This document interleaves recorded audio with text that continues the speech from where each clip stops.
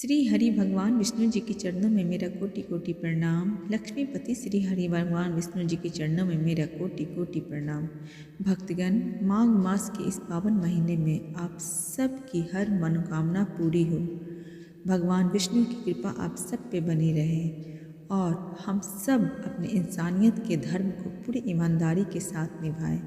माघ मास के इस महात्म्य का आज 12वां अध्याय होगा। 12वें अध्याय को और हर अध्याय को पूरी पवित्र मन से श्रवण करें। 12वें अध्याय के अनुसार यमदूत कहने लगा कि जो कोई प्रसंगवश भी एकादशी का व्रत को करता है वो दुखों को प्राप्त नहीं होता। मास की दोनों एकादशी भगवान पद्मनाभ के दिन है।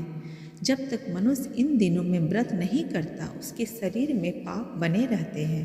हजारों अश्वमेघ, सैकड़ों वाजपेयी यज्ञ एकादशी व्रत की 16वीं कला के बराबर भी नहीं है। एकादशी के दिन व्रत करने से 11 इंद्रियों से किए सब पाप नष्ट हो जाते हैं। गंगा, गया, काशी, पुष्कर, कुरुक्षेत्र, यमुना, चंद्रभागा कोई भी एकादशी के तुल्य नहीं है। इस दिन व्रत करके मनुष्य अनायास ही वैकुंठ लोक को प्राप्त करता है। एकादशी को व्रत और रात्रि जागरण करने से माता पिता और स्त्री के कुल की 10-10 पीढ़ियाँ उद्धार पाती है और वह पीताम्बरी धारी होकर भगवान के निकट रहते हैं। बाल, युवा और वृद्ध सब तथा पापी भी व्रत करने से नरक में नहीं जाते। यमदूत कहते हैं कि हे वैश्य, मैं सूक्ष्म में तुमसे नरक से बचने का धर्म कहता हूँ।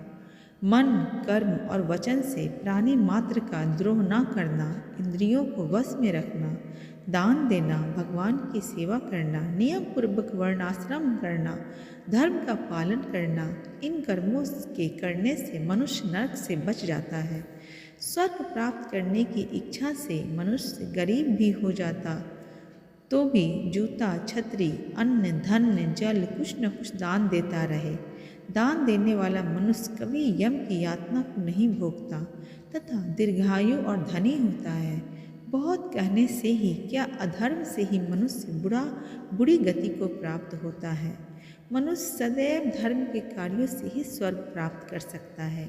इसलिए बाल्यावस्था से ही धर्म के कार्यों को अभ्यास करते रहना चाहिए। धर्म कर्म के कार्य से मनुष्य का जीवन मंगलमय बना रहता है। भगवान विष्णु इसी तरह आप सबके जीवन में भी हर मनोकामना को पूरी करें और आप सबका दिन मंगलमय हो। माघ मास के इस पावन महीने में आज 12वें अध्याय समाप्त होता है। अगली वीडियो में आप इसके आगे की अध्याय का अध्ययन करेंगे। जय श्री हरि विष्णु।